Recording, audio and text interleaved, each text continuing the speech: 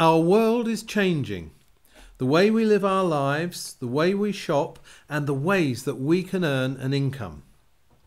We cannot stop change. Both businesses and individuals are going to have to embrace change if they're going to survive. Well, my name is John Potter. Welcome to this presentation. For the past 2 years, I've been a professor in a business school. I've been studying entrepreneurship and the way enterprising individuals can get into business for themselves.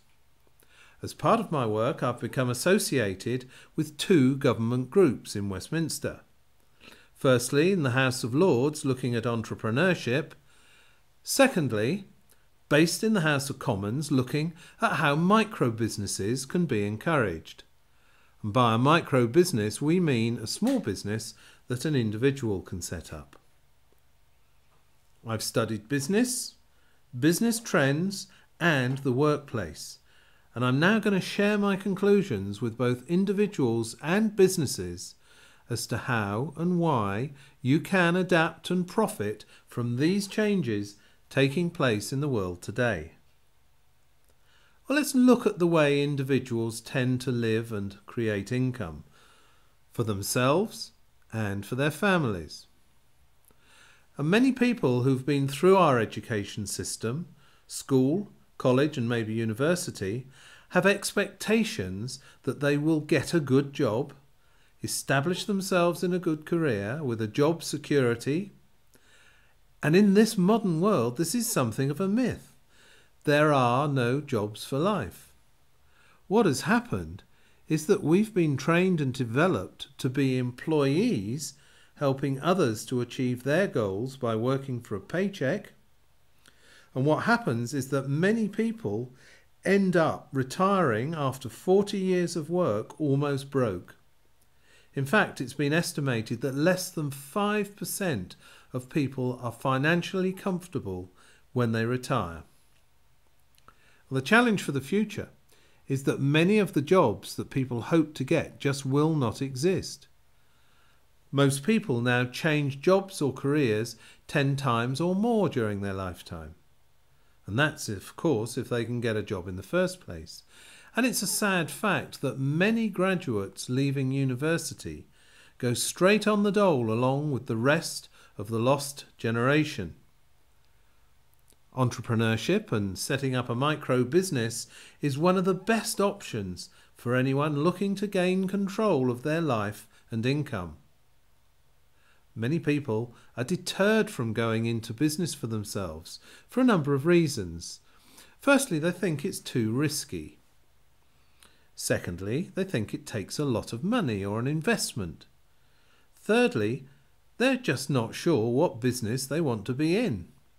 But above all, and this is the most serious thing, they often lack the self-belief that they can do it. The other side of the coin from individuals is businesses, both small and large. Many small business people are struggling to keep afloat with all the paperwork and red tape that they have to cope with. Many work increasingly long hours for very little, if any, return. And they just keep getting deeper into debt with bank overdrafts. The challenges of funding premises, stock, staff, utility bills and dealing with regulations have made conventional small business a nightmare for many. Well, large businesses are not faring much better, with more high street shop chains going bust than ever before, as people change their shopping habits.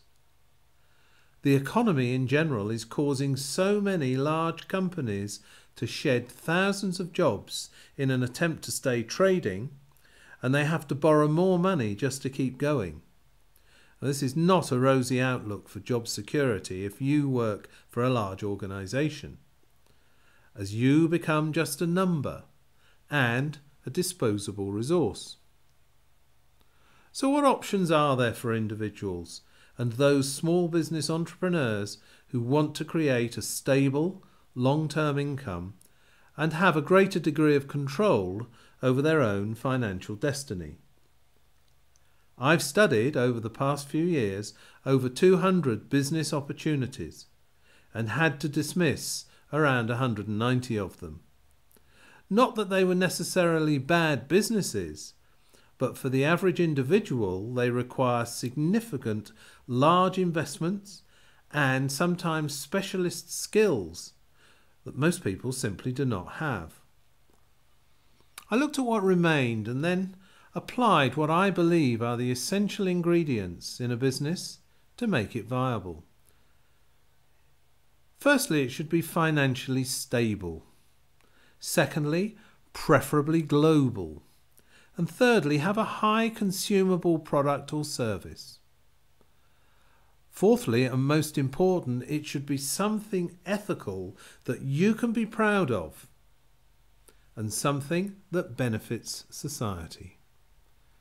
Having taken into account all of these factors, the industry that stands out as just getting started, and that is becoming a huge global industry, is the wellness industry, as we strive to live longer, feel better, and look fantastic.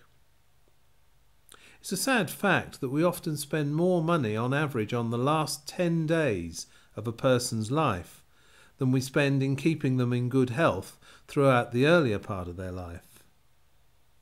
Well, this wellness industry encompasses both the baby boomers, the over 55s, who now form about 50% of the population, and the younger generations who have spawned the huge boom in gyms, fitness and healthy living.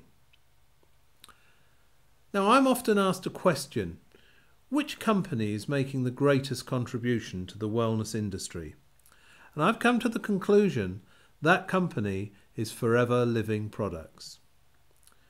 This is a company that's cash rich and debt free, and that's something that's almost unheard of in the business world today. It trades in over 150 countries worldwide and is highly respected for its support and training, being awarded Investors in People Gold in the UK and having been elevated to the position of champion status. And only a handful of companies have achieved this.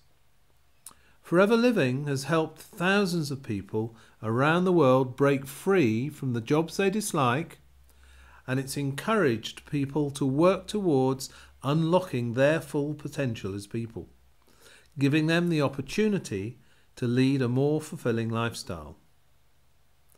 I have been so impressed by this company that I now strongly recommend and urge you to look very closely at how you could start working under the umbrella of this company part-time without affecting your day job and work towards doubling your household income.